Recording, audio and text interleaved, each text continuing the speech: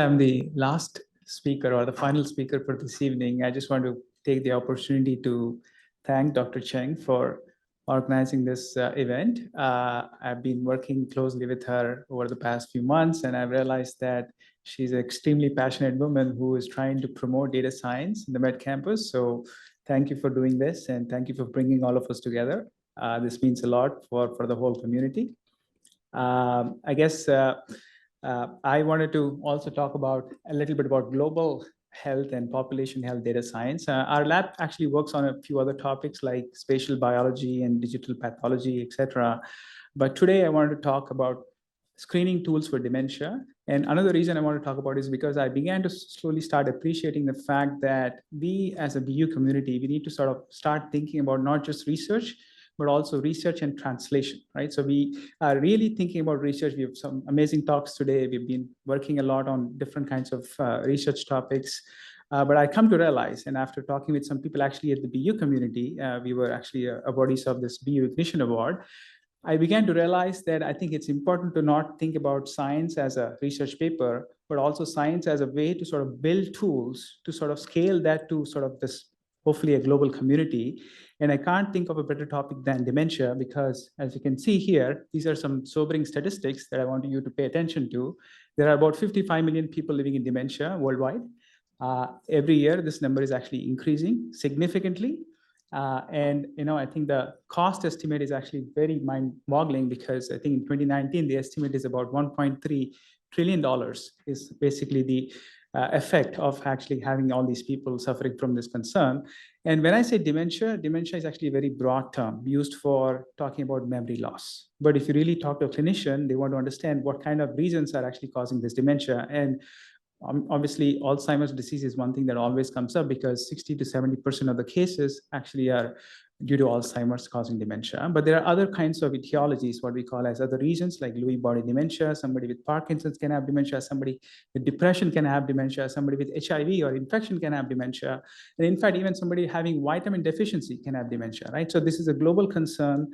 And I think when a patient walks into the hospital, it's not about identifying whether the person has Alzheimer's, but actually trying to understand all the different causes of dementia and then trying to come up with a plan to manage that patient, right? So, and if again, the end of life statistics is also again very sobering. So actually, believe it or not, dementia actually costs more than other things like heart disease and cancer.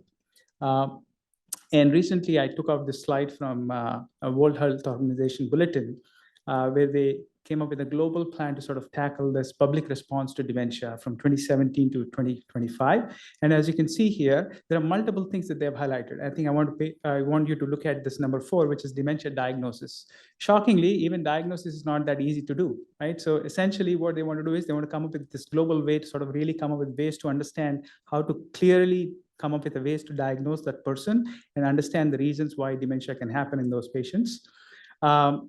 Obviously, there are many other global health challenges, but what I also want to point out is that there is actually pretty good hope, because if you have been following the news over the last year or so, there were two drugs that were approved by the FDA. One is called as aducanumab, and the other is called lecanemab.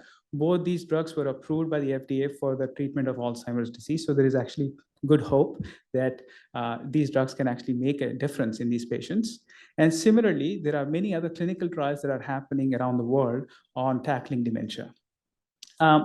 What we do as a lab is we want to build tools. We don't want to just publish papers, although I'm highlighting a few papers here, but we want to build tools, and we want to build tools so that can be scalable across the world. And for that, we are actually seeking help from not just the researchers, but also from the entrepreneurial community, so that they can actually help us understand how to actually scale these tools to the broad community. And there are several use cases. It's not just about diagnosis. In fact, these tools can actually help identify the right patients for clinical trials, because clinical trials is a big burden. Just as an example, I want to talk about something called as a screen failure rate. I don't know if you heard about that term. It's basically a term used to define how many patients who meet the clinical diagnostic criteria end up becoming part of a clinical trial. That's called as an enrollment criteria. And it turns out for the cases of dementia and Alzheimer's disease, the screen failure rate is about 90%, which means 100 patients are recommended for a trial, 90 of them don't even make it. So which means not that some health reasons, but basically they don't meet the criteria. So which means for every patient, the pharmaceutical company or the sponsor is actually losing about $100,000 to actually do these things. That's the reason why some of these drugs actually don't make it to the market. So what we are trying to do is we're trying to work with these organizations to sort of think about how to come up with these tools that can allow us to do better screening, reducing these screen failure rates, and actually help these individuals, right? So that's kind of really what we do. So these are my sponsors. Thank you.